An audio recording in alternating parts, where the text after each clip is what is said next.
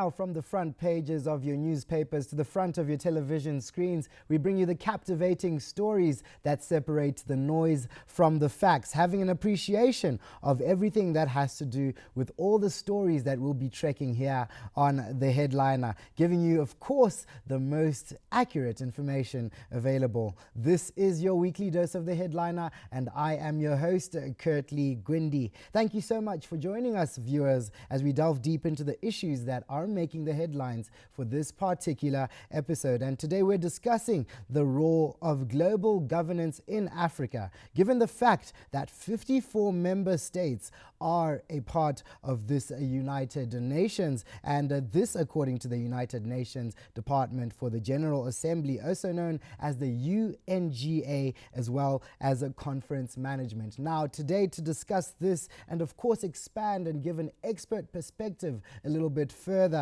we are joined by a Pan-Africanist as well as development practitioner, Mr. Tinashe Mbedi, who shares his sentiments with us. Welcome to the show, Mr. Mbedi. Welcome, sir. And thank you for joining us. Of course, excitement all around, but at the same time, you said there's a bit of disappointment. Can you expand a bit on that? Okay. So, yeah, as Africans, yeah, we are in a molten rock. We are not safe. I can refer you to the Charter of Imperialism with the motto to divide Africa and to conquer all the third world nations. So we are not safe. As Africans, we should wake up. We must embrace our vision, the Agenda 2063, towards the unification of Africa. We must have one government.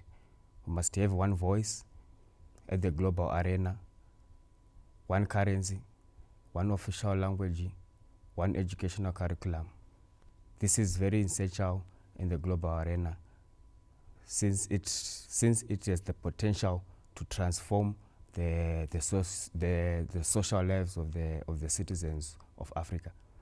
One leadership, one currency, one education has been espoused by Mr. Mbedi. We'll be getting into that mouthful that he has just shared with us, and of course breaking down what exactly it is that he means within this discourse we are following here on The Headliner. But before I think we expand further, we'll be delving deeper as well as taking an analysis with regards to the headlines that are making it here today on this episode in Zimbabwe and across the world. We kickstart with our main story for discussion from the ZBC News Online, which reads, President Emmerson Mnangagwa calls for multilateralism, peace in Mozambique, DRC, as well as Gaza. Now, President Emmerson Mnangagwa has called on nations to promote multilateralism, peace, and address climate change, as well as wars ravaging the Gaza state, as well as the DRC, as well as the part of northern Mozambique. The president was addressing the high-level debate at the United Nations General Assembly in a speech read on his behalf by Foreign Affairs Minister as well as International Trade Minister Dr. Frederick Shawa. Now, Mr. Mbedi, perhaps we can just turn it back to you for a little bit. Is peace something that will come to these nations mentioned by His Excellency and the President? Probably just expand a little bit before we cut more into it about this subject matter, which is peace being a part of this discourse that the President has espoused. Absolutely. Peace can be achieved in these nations. The first thing, we should address the root cause of conflicts. We should identify the root cause of the conflicts. What is the root cause? Do you think these root causes are going to be the direct impact, or is it an issue of leadership? The root causes being a direct impact to the solution, or the leadership itself? The leadership itself. Okay. So we have governance and legitimacy. We should address governance and legitimacy. That is one of the crucial aspects we should address in these nations to transform the lives of the people. Okay. And of course, we'll speak a little bit more about the transformation of the lives of the people, as well as governance being a huge part of the African discourse.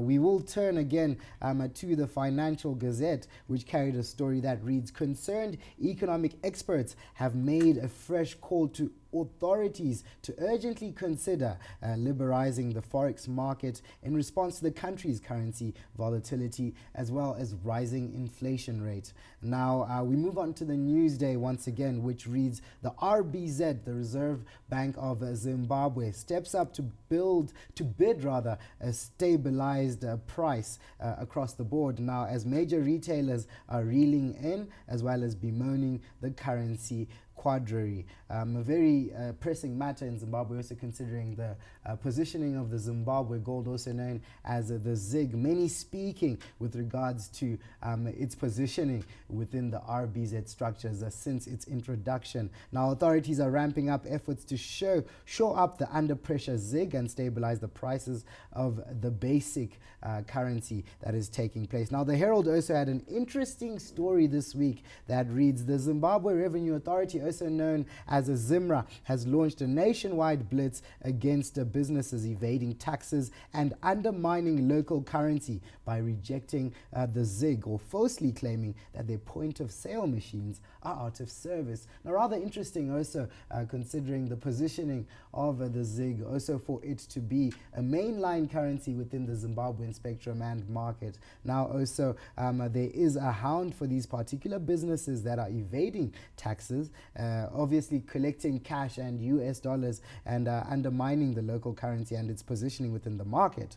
Now, we will always have a lot of insight that we'll be bringing you here on the Headliner, and this perhaps has to be a very topical issue, but we are of course going to be tainting as well as building as well as repainting the positioning of Africa amongst the United Nations General Assembly. Now, obviously, as espoused by our guest, Mr. Tinashe Mberi, who obviously has his own positioning as well as a contribution here, we will be carrying that story forward here on the Headliner. For now, we will obviously take a short break as this concludes our first segment. Please do join me as we get deeper in the conversation with Mr. Mberi here, who is a Pan-Africanist as well as development practitioner. Don't go anywhere. This is the Headliner.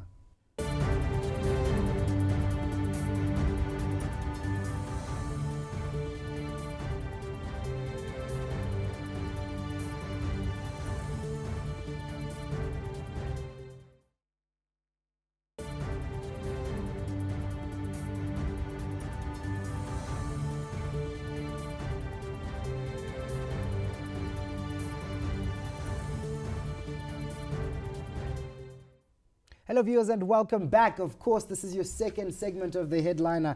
Very excited to be having our international relations guest, Pan-Africanist, as well as development practitioner, Mr. Tinashe Mberi, who is giving us his insight with regards to the positioning of the UNGA. Now, very briefly, if you can explain to us, what is the United Nations General Assembly Conference all about, and what is its significance when it comes to Africa's representation as well as interests?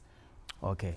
The United Nations General Assembly, in short, is the main policy-making organ of the United Nations.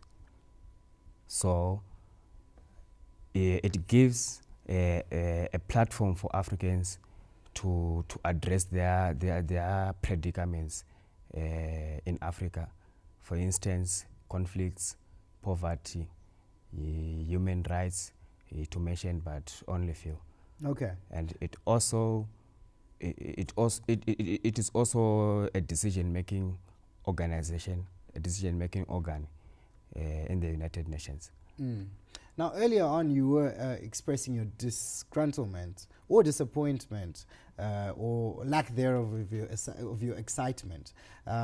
Share with us, as espoused by a headline we read earlier on that speaks highly to a call by our President, His Excellency, President Emmerson Mnangagwa, the voice that Africa can have and African leaders can have with regards to some of the conflicts, as you've said, that are taking place within the African states, such as Gaza, the DRC, as we know, that are happening currently. Okay. Yeah. We as Africans, in order to overcome all these predicaments, all these challenges we are facing today, we should have one voice. We must have one voice as Africans in the global arena. We must address the root causes of all these conflicts. And the root causes of all these conflicts is governance and legitimacy. It's corruption among other African leaders.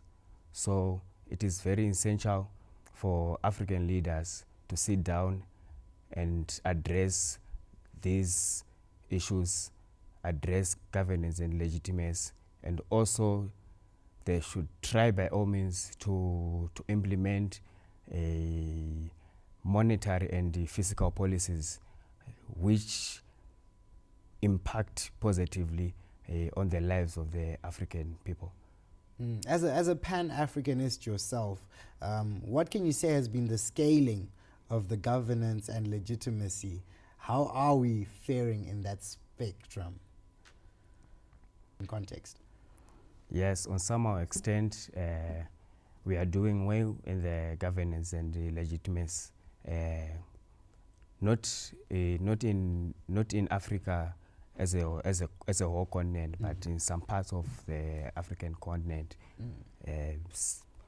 Some of our governments, our leaders, they are trying by all means to legitimize and portray good governance to their people. Okay. And perhaps you can expand further on how African can leverage the growing economic, demographic influence that shapes global decisions through such platforms as the UNGA.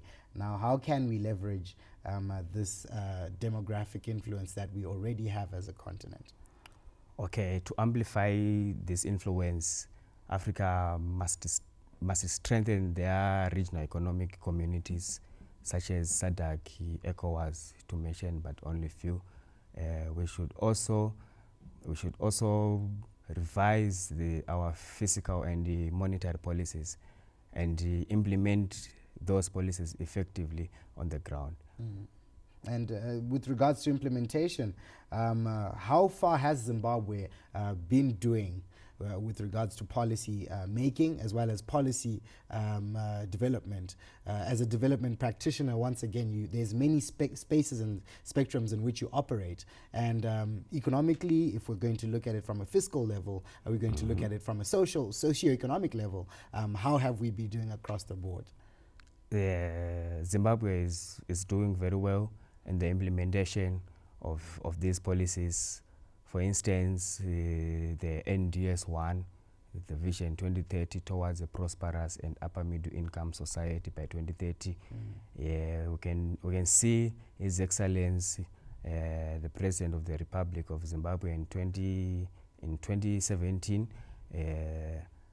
He launched the transitional stabilization program, which was there to stabilize the economy of Zimbabwe in preparation for NDS1 and NDS2. And in terms of NDS1, you can see programs such as the Emergency Road Rehabilitation Program, which is trying by all means to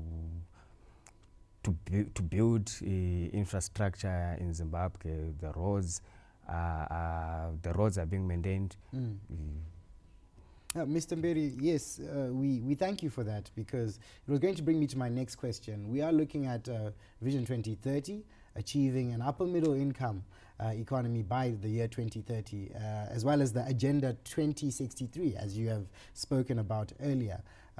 But the reality is, the pace and progress is not exactly being matched up with regards to the positioning of some of these policies and statements that have been put out with regards to years that are going to have certain things achieved. How can you say we can improve the pace at which we are moving? We do know, yes, and appreciate, like you said, the ERRP has given enablement even through the coming of the SADC summit, the 44th one held here in Harare, Zimbabwe. Now, how can we improve as well as speed up some of these positions that we have stated and targets we have set, not just in Zimbabwe, but like I said, also in Africa with regards to 2063? 2063. Okay, what I can say to you, never lose hope because you have poor infrastructure in Africa. We have the opportunity to go where others are going. What we should have is commitment, dedication, vision. Vision, commitment, and dedication, as you have spoken about. Very interesting, Mr. Mberi, for us to be chatting about this. We will be getting into a chat about multilateralism as well as climate change that has to do with some of the issues that are being discussed at the UNGA, which is the issue and topic of discussion on this table here on the Headliner. You will get a chance to catch this and more in our upcoming segment here on the Headliner. We do encourage you to stay on your seats and of course continue with us on this show. We'll just take a short break, but we'll be back in a bit. This is the Headliner.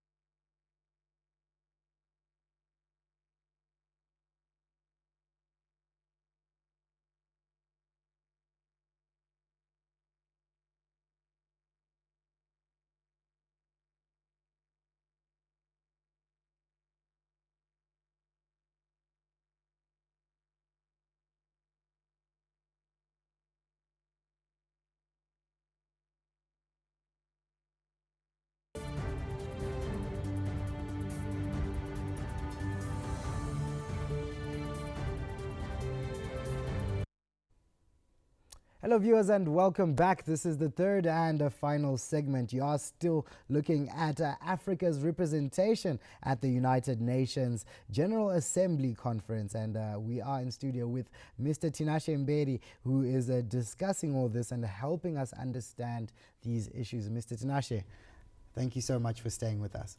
Thank you, sir. And of course, you were speaking earlier about a matter to do with governance, as well as the expansion of leadership qualities and integrity amongst African nations. Now, perhaps we want to cite an example that is close to home, which speaks highly to the positioning of our current leader, His Excellency President Emmerson Mnangagwa, recently being instated just this August as the SADC chairman. Now, how have we seen that within the African spectrum as an example of governance, as well as perhaps an example to set for the rest of not just Africa but the world? Okay, thank you. His Excellency the President of the Republic of Zimbabwe, he is a visionary leader, he is a man of integrity. We can even perceive his work, his policies. The NDS-1 is trying by all means to fulfill his promises through the implementation of emergency road rehabilitation programs, the housing projects for the youths in Masvingo, in Gweru, in Bulawayo, and in Harare, all over the nation. So I can say to you, Zimbabwe is in safe hands. SADC is in safe hands. SADC as a whole. Yeah, exactly. Oh, that's brilliant. Perhaps that's Africa's representation and Africa's golden standard, as they call it, within what we are discussing today. But perhaps let's move a little bit further as we trek the conversation, where we are talking about, you highlighting earlier on what the United Nations General Assembly is basically all about. But we perhaps want to know, and many viewers are at home who want to have a perspective on what the challenges as well as the benefits of having an African engagement within such a big board and organization such as the UNGA. It's a global governance institution at the same time, but we are in there within those structures as Africa. Perhaps highlight some of the benefits and challenges of that. Okay, the United Nations General Assembly, it provides Africa with an opportunity to address their predicaments in Africa, such as conflicts, human rights, poverty, to mention, but only few. So can we say we benefit through sending out some of these violations and perhaps expressing them? Do we benefit and actually get some solutions from being part of such bodies? Yeah, on some extent we can benefit, but as I said to you before, I would like to refer you to the Charter of Imperialism, Article 24, 25, and Article 23 again, which states that the United Nations is an instrument which is being used by European powers in Africa to divide Africa and to exploit the resources in Africa. So on some extent, the United Nations should reform their policies so that everyone in the world, each and every continent, each and every nation should be recognized and should be able to address their predicaments, their challenges they are facing in the nations. Early on in our discussion, you cited your Pan-Africanist is not happy. Are these some of the things that are making you unhappy? Exactly. Okay. And any other challenges that you see of being within such a global governance structure that is obviously vast and not only caters for Africa but the rest of the world?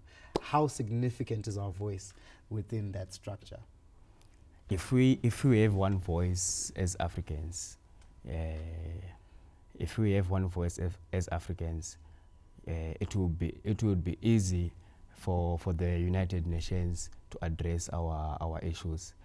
Even those issues in Mozambique, DRC, Somalia, we can address those issues if we have a unified voice. The problem is Zimbabwe. Let's say Zimbabwe is not a nation in Africa, but Zimbabwe is a province. That's powerful. Zimbabwe is not a nation in Africa. Zimbabwe is a province. It's a province in Africa. Why do you say that? What we want is the United States of Africa with one president, with one official language. Those borders, they are artificial borders. So they should, in your view, there should be one currency, which is an Afrocentric currency, one language, no visa to go to another African country, obviously. We must drop off all the borders. We must have free movement of goods, services, and people. And how has the AU, the African Union structure, played with regards to advancing some of these agendas and discourse matters that then perhaps are table topics of discussion within the AU?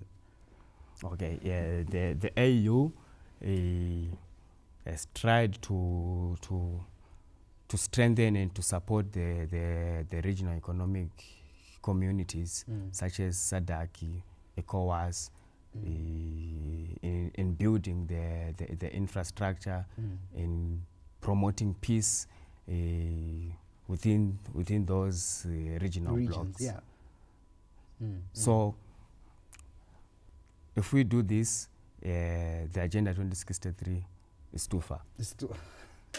I see, and that's what we were talking about earlier. Perhaps a position that we are saying, no, look, we have 2063, we have 2030, we have even 2025 that is being spoken about here in Zimbabwe, in Harare, with regards to making it a world-class city status. So if we are looking at all these things into perspective, you yourself as a Pan-Africanist, what does this particular incident mean to you? And is this not a concept or something that is being articulated today in Africa, but not being acted upon within Africa? How can you say it? Because look, you are a Pan-Africanist, you are someone who's also within the interest and lines of development within Africa. How best are you saying? Is it all captions and no action, or is it actions and caption? Let's our common interest as Africans unite us. The common interest, that's your answer. Yes. The common interests of Africa. That's very interesting. And let them unite us, as you have heard from Mr. Tinashe Berry here, who joins us. And perhaps as we wind up the conversation, my final question to you would be, what implications would the UN reform have for Africa's global interest? African representation in the United Nations General Assembly is very, very important, and it enhances integral sustainable transformation of Africa, which could help the African nations to address their predicaments, for instance, the change of climatic belts, and also to address poverty in all its forms, and to stop hunger, addressing those global sustainable development goals in line with our continent's Agenda 2063 of Africa, and also the National Development Strategy 1 of Zimbabwe, that is towards a prosperous and upper middle income society by 2030. Very powerful, and perhaps putting into perspective all these things, bunching them into a very, very exciting conversation that we have just had here. And of course, insightful, giving us full spectrum as well as a full appreciation of everything to do with the United Nations General Assembly, particularly with interests to the African perspective. Thank you so much, Mr. Tinashe Berry, for coming with us here on The Headliner. Thank you, sir.